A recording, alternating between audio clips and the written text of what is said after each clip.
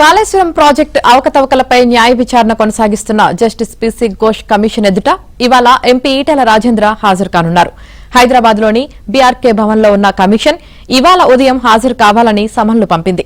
బ్యారేజీల నిర్మాణ సమయంలో అప్పటి బీఆర్ఎస్ ప్రభుత్వంలో ఈటెల ఆర్థిక మంత్రిగా పనిచేశారు. బ్యారేజీల నిర్మాణాలకు నిధులు విడుదల, మంత్రి మండలి తీర్మానాలపై కమిషన్ ప్రశ్నించే అవకాశాలు ఉన్నాయి. ఇప్పటి వరకు జరిగిన విచారణలో ప్రస్తుత మాజీ ఈఎన్సీలు, సీఈలు, ఐఏఎస్ అధికారులు ఆర్థిక సంబంధమైన పలు అంశాలపై వాంగ్మూలాలు ఇచ్చారు.